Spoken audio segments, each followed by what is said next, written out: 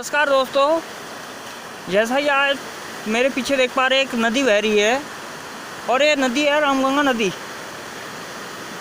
इसका उल्लेख पुराणों में भी मिलता है। पुराणों में इसको रतवाहिनी कहा है और ये द्रोणगिरी की पहाड़ियों से बह रही है। यहाँ से करीब करीब 50-60 किलोमीटर पे द्रोणगिरी की पहाड़ियाँ हैं, तो बह रही है, वहाँ से आ रही है और ये यहाँ से निकलेगी आगे कार्बेट नेशनल पार्क रामनगर होते हुए मुरादाबाद और आगे कन्नौज में इसका संगम होगा गंगा नदी से। मैं गंगा नदी का वासी हूँ, हरिद्वार का, और आज मैं अपने होम टाउन में आया हूँ। तो मेरा वैसे बरसात के दिनों में नदी के किनारे जाना नहीं चाहिए, तो मैं नदी के किनारे भी नहीं हूँ, मैं ऊपर रोड में खड़ा हूँ और रोड से ये वीडियो शूट कर रहा हूँ। तो मेरा ये परम सौभाग्य है कि मैं रामगंगा नदी के किनारे खड़ा हूँ और इस रामगंगा नदी ने जहाँ से निकली है उस भूमि, उस धरा को इतने उपजाऊ बनाया है, वहाँ के नगरों का निर्माण इतने किया है। अनेक सभ्यताएं रामगंगा नदी के किनारे जन्मी पड़ी हैं।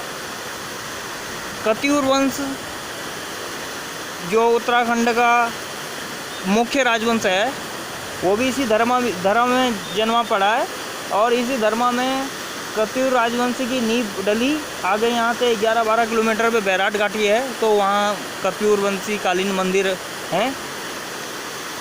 उनके दर्शन आपको कभी फिर कराऊंगा। और ये रामगंगा नदी है, इसके किनारे अनेक तीर्थ स्थल मंदिर हैं। अनेक बार अपने कुछ एक विचार प्रकट कर रहा हूँ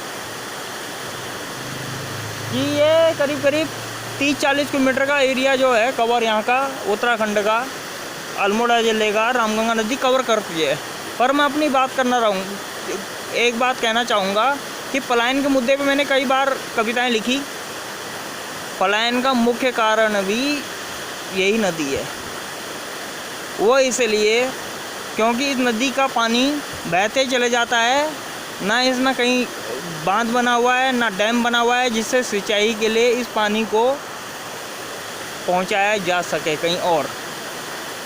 तो कहीं और ये पानी पहुंचता नहीं है और खेती बंजर हो जाती है और वहाँ का युवा पलायन करता है। और हम भी पलायन करे हुए हैं, पर पलायन करने के बाद अपने ठीक है, ज़िंदगी चल रही है।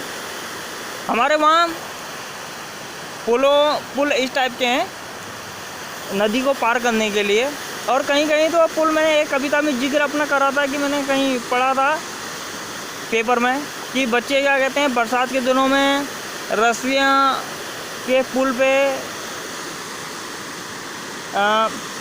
वो उड़न खलोटा जो होता है बना के, वो उससे नदी पार कर रहे हैं और स्कूल जा रहे हैं। कई जगह बच्चे बरसात के दिनों में नदी पार करते हैं। आजकल का बरसात का टाइम है, तो सरकार से भी मैं चाहूँगा कि इस ओर विशेष ध्यान दे। बाकी ये रामगंगा नदी है, इसके दर्शन कीजिए। और रामगंगा नदी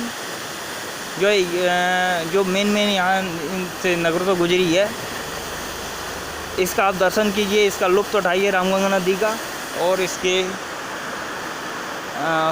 पुण्य के साक्षी बनिए। क्योंकि ये परशुराम के पिता श्री जगन्नाथ की सपोर्ट से ये नदी आई है, तो इसलिए भी इसे नमन करता हूँ। और इस नदी की महिमा जो पुराणों में लिखी है, तो हम कभी लोग क्यों नहीं लिख सकते इस नदी की महिमा। ये रामगंगा नदी है, ये हमारी माँ समान है, हम इसका सम्मान करते हैं और रामगंगा नदी को बारंबार नमन करते हैं। धन्यवाद।